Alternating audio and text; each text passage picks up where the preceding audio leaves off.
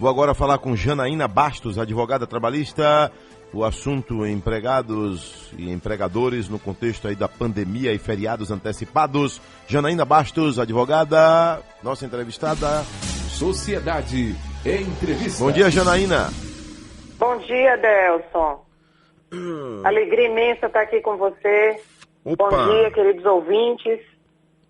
Doutora, vamos saber mais, né, sobre essa relação aí de direitos de empregados e empregadores durante a pandemia, né? E tivemos recentemente feriados que foram antecipados, né? De repente a pessoa já tinha uma programação lá para 8 de dezembro e esse feriado foi puxado para maio, imagine, né? Imagine só, porque é um feriado ser antecipado, é algo... Na época de Sarney acontecia muito isso, né? Mas era um consenso nacional. O feriado que era terça-feira era puxado para segunda, alguns deles, né? Tal. O de quinta ia para sexta. Só que dessa vez foi uma coisa bem inusitada, né? Imagina que é um feriado de dezembro vir para maio. Não faz sentido. Mas aconteceu com a alegação aí de que seria no enfrentamento ao coronavírus, né? Como é que fica essa relação aí, doutora? Olha, foi uma determinação advinda através de decreto, então não é opcional, é obrigatório que todos antecipem.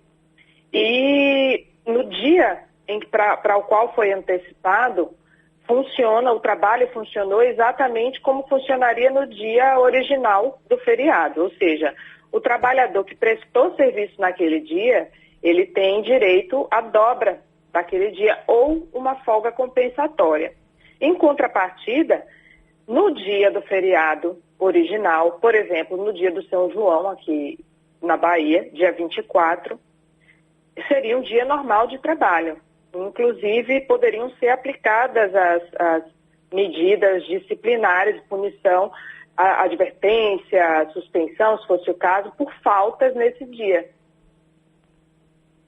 Então, quem trabalhou, né, no feriado que foi antecipado, ou nos 3 feriados, como tivemos bem recentemente, em especial aqui em Salvador, por conta do 8 de dezembro, em outras cidades, 2 dias, né, por conta do 24 de junho, São João, e 2 de julho. Então, tem que receber de uma maneira ou de outra. Ou recebe com 100%, né, ou uma promessa de folga depois. Isso. Se a empresa não fizer uma coisa nem outra? E se a empresa não fizer uma coisa nem outra? Bom, cabe depois reparação a respeito desse direito descumprido. Se ele não receber a dobra que tem direito e nem a folga, num futuro próximo ele pode acionar a empresa e vir a receber esses valores. Tivemos mudanças agora, né, doutora, por conta da pandemia, algumas mudanças trabalhistas, né? Muitas. A gente poderia pontuar aqui as que foram mais interessantes, ou até mesmo, se não tão interessantes, as mais utilizadas? Olha, uma das medidas, eu acredito que a primeira que foi instituída, a primeira medida provisória que foi instituída, que trouxe uma regulamentação bastante importante, foi a que antecipa as férias, traz a possibilidade de antecipar férias, inclusive de períodos que a pessoa nem tem direito ainda. Vou exemplificar. Uma pessoa acabou de entrar na empresa, está num contrato de experiência, ou seja, não teria direito nenhum a gozo de férias nesse momento. É possível que essa pessoa tenha as férias de 2021 antecipadas em razão dessa pandemia. Tudo isso para proteção do emprego. Então, acho que foi uma medida bastante salutar. E, diga-se de passagem, mudaram as regras também para a concessão dessas férias. Ordinariamente, nós temos a previsão de um aviso prévio dessas férias de 30 dias, um aviso mínimo de 30 dias. E isso foi modificado para que essas férias sejam avisadas com 48 horas de antecedência. E mudou também a forma de pagamento dessas férias. Isso é importante para o ouvinte que nos escuta, porque gera uma consequência financeira para ele substancial. Por quê? Quando a gente sai de férias normalmente, na vida normal fora da pandemia, é necessário que as férias sejam pagas até 2 dias antes do gozo dessas férias, até do dia que você efetivamente sai de férias. E agora, com essa medida provisória 927, que inclusive está para ser votada, a empresa tem que pagar até o 5º dia do mês subsequente. Vou exemplificar de novo. Se a pessoa sai de férias hoje, nós estamos no dia 9 de julho, Sim. Ela vem a receber o salário dela até o dia 5 de novembro, a remuneração das férias. E aquele 1/3 de férias, a empresa tem até a data do vencimento da primeira parcela do 13º salário para pagar. Ou seja, até o dia 20 de dezembro para pagar 1/3 de férias dessas férias. Até novembro, não? Até novembro, não? Dezembro. A primeira parcela não é em novembro? Então, desculpa, até o dia do pagamento final, que é 20 de dezembro. Sim, pagamento final, que é 20 de dezembro. Até lá, a empresa está amparada, não há nenhuma irregularidade.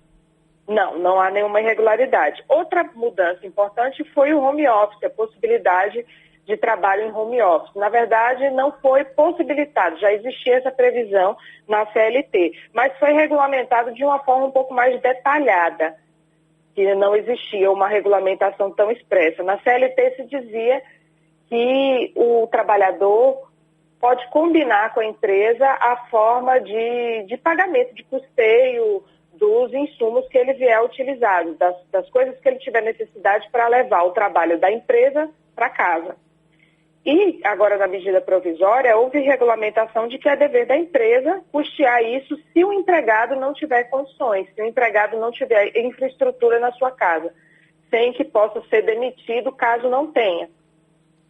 Então, foram mudanças importantes, as primeiras mudanças. Ô, doutora... E aí, depois... Diga. Não, pode concluir seu raciocínio. E aí depois, eu acredito que as mudanças mais importantes, que realmente preservaram os empregos e tiveram uma repercussão grande, uma utilização grande, foi a possibilidade de você suspender o contrato de trabalho dos funcionários ou reduzir o salário com a redução de jornada proporcional, fazendo uso de um benefício pago pelo governo, ou seja, você deixa de pagar o salário do funcionário e quem vem a pagar isso é o governo. Eu acredito que essa é a mudança mais importante, que inclusive foi transformada em lei agora. Doutora Janaína, agora eu lhe pergunto, aquela empresa que não tem uma assistência jurídica, que o empresário, por falta de condição ou até mesmo de orientação, ele não tem uma assessoria jurídica trabalhista, né? Ele pode estar se apertando agora, né, doutora? Com toda certeza. Essas medidas, se mal utilizadas, elas têm consequências. Nada vem sem consequências na vida, né? Tudo tem um ônus e um bônus. Um ônus que eu posso citar dessa medida que eu acabei de falar é uma garantia provisória no emprego daquele trabalhador. Ou seja, se você suspende o contrato de trabalho desse trabalhador por 60 dias, ele tem estabilidade, ou seja, ele não pode ser demitido por esses primeiros 60 dias que ele está com o contrato suspenso, por motivos óbvios, e depois que ele voltar ao trabalho, o contrato dele voltar a ficar ativo, ele tem mais 60 dias sem que ele possa ser demitido, sob pena de indenização. Então, o empregador tem que ter muito cuidado antes de utilizar para saber se aquela medida se adequa à realidade dele. Eu tenho empresas, acompanhei, infelizmente, empresas que não tiveram condições de se manter e que fizeram usos de forma mal orientada desses benefícios e que depois, logo em seguida, como a pandemia perdurou bastante e esses benefícios eles não foram prorrogados a tempo, eu tenho empresas que tiveram que demitir esses funcionários e fazer essa indenização, porque não tiveram uma orientação adequada no início. Agora, quanto à indenização, a empresa hoje, né, ela tem algum tipo de acordo com o seu funcionário pelo fato da pandemia? Temos essa brecha também? Olha, sempre há brecha de realização de acordo. Foi uma possibilidade trazida pela reforma trabalhista de 2017, em que se o trabalhador tiver o seu próprio empregado e a empresa desculpa, se o trabalhador tiver seu próprio advogado e a empresa também tiver o dela em contrapartida, eles podem chegar num acordo e submeter ao judiciário, à Justiça do Trabalho, para que homologue esse acordo. O que é que eu entendo em relação a isso? É uma garantia de emprego, é uma disposição de vontade. Sozinho, sem a assistência de um advogado ou do sindicato da categoria, que também pode ser feito através desse meio, o trabalhador, ao meu ver, não tem a possibilidade de abrir mão dessa estabilidade. Eu estou vendo muitas empresas aí demitindo funcionários, fazendo acordo, pagando menos no balcão da empresa, sob a promessa de trazer esse funcionário de volta, recontratar depois da crise. E, na verdade, essas empresas podem ter problemas, sim, porque não é um acordo que tenha validade jurídica, porque o trabalhador não pode abrir mão dos seus direitos, ele não pode simplesmente abdicar dos seus direitos sem uma assistência devida. Então a empresa tem que estar legitimada, né? Tem que estar legitimada. Ou faz um acordo homologando na Justiça do Trabalho, que é um acordo extrajudicial, ou ele faz através do sindicato da categoria. Se ele fizer no balcão da empresa, possivelmente ele vai ter um problema no futuro. Agora, quem faz todos esses trâmites, voltando para o assunto do empregado que teve o seu contrato de 2 meses, por exemplo, né, como a senhora citou aí,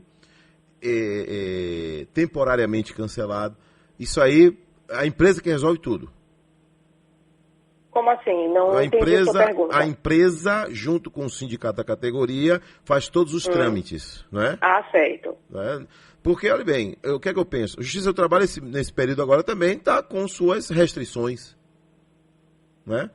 Não, mas funcionando a pleno vapor, viu? Todas as audiências estão acontecendo de modo virtual. Virtual. Os processos estão andando até mais rápido. Né? Mas com relação ao empregado que foi afastado temporariamente, é isso que eu estou perguntando. É a empresa que resolve todos os trâmites junto ao sindicato, por exemplo, ao sindicato da categoria? Olha, é importante sua pergunta, porque inicialmente havia a discussão se precisava da autorização do sindicato para realizar essa suspensão. Isso foi submetido ao Supremo Tribunal Federal, que decidiu que não há necessidade de participação do sindicato, de autorização do sindicato. Você precisa apenas comunicar ao sindicato da categoria da realização desses acordos extrajudiciais, desses acordos de suspensão de jornada. O acordo a que eu estava me referindo é diferente, é para ele abrir mão dessa estabilidade. O acordo para a realização da suspensão do contrato de trabalho ou da redução salarial, ele está previsto agora de forma expressa, inclusive em lei, não mais em medida provisória, já se tornou lei, que você não precisa do sindicato da categoria, autorização do sindicato da categoria para fazer isso. O sindicato não pode se negar, não pode dizer, olha, não concordo com a redução. Ele apenas precisa ser comunicado. Mas tem que ser comunicado, então? Tem que ser comunicado. É uma obrigação legal a comunicação. Entendi. Em até 10 dias. E aí o empregador tem que tomar todas as providências necessárias para comunicar também o Ministério da Economia, com 10 dias, porque é esse ministério que vai efetivar o trâmite para o pagamento. E se a empresa não comunica dentro do prazo, ela fica responsabilizada pelo pagamento desse salário pelo período não comunicado. Vou dar um exemplo. Hoje nós estamos no dia 9. Se eu fiz um acordo contigo, Adelson, e estou suspendendo o teu contrato de trabalho, como tu empregador, eu tenho obrigação até o dia 19 de comunicar ao Ministério da Economia, através do sistema, que o seu contrato de trabalho está suspenso. Ah, não comuniquei. Já estamos no dia 25 de julho e eu não comuniquei a tua suspensão. Eu vou ficar responsável pelo pagamento dos seus salários de hoje até o dia 25. Aí é uma falha, né? Uma falha da empresa. Isso. A empresa paga caro por isso, digamos assim. Paga. Paga caro, né? Agora, doutora, tem perguntas aqui com relação ao FGTS, sobre o seguro-desemprego. O que a senhora poderia ajudar a gente? Tem inúmeros empregados aí que foram demitidos, né? Inclusive eu soube que tem clínicas aí que fazem aquele exame demissional, tem clínicas aí que estão entupidas, viu? Sim, então, tem pessoas que estão tendo dificuldade para receber o seguro-desemprego. A senhora sabe por que isso? Olha, o seguro-desemprego, na verdade, agora está sendo dado entrada de forma eletrônica, através de um portal do governo. Eu não vou me lembrar o endereço agora, mas ele está sendo todo feito de forma online. E tem um número de telefone que as pessoas podem tirar as dúvidas. Me parece que é 158, né? Isso. Eu havia falado sobre isso mais em março, agora já não me recordo mais dos números. Mas o que está acontecendo é muita falha de cadastro do trabalhador das informações. Então, o trabalhador precisa ficar atento aos dados para não errar nenhum número, para não ter nenhuma dificuldade nesse sentido. Mas eles estão sendo dados entradas de forma eletrônica. Doutora Janaína Bastos, muito boa a sua participação aqui. A gente vai estar sempre aí ligando para a senhora, pedindo um apoio aí para tirar dúvidas. Estou sempre à disposição. Né? É só chamar que você sabe que eu venho, Adel. Isso, porque o que a gente precisa hoje, doutora, em meio à pandemia, também existe uma outra pandemia chamada fake news, né? Então, a gente precisa cada vez mais. Existem muitas fake news jurídicas, viu? Também. Eu ouvi dizer, me disseram... Eu tenho um primo que mora lá no Panamá que disse, então a gente tem que buscar informação correta, informação verídica, informação com quem está preparado para passar essa informação. Muita fake news, inclusive fundamentadas, algumas mais inaplicáveis à nossa realidade. Para confundir mesmo, né? Um exemplo, pontuando isso, um exemplo dado, que foi colocado em rede nacional, foi a possibilidade de realização do pagamento das rescisões, agora desse período decorrente dessa pandemia, pelo governo, pelo município ou pelo estado que decreta o fechamento dos negócios, que decreta a suspensão do funcionamento. E agora veio nessa lei, expressamente, depois de tanta polêmica, que não se aplica, que essa possibilidade não se aplica. Então, o empregador que nos ouve, que teve que demitir seus funcionários, não adianta, que é você mesmo que vai ter que pagar a rescisão. Pronto. Doutora,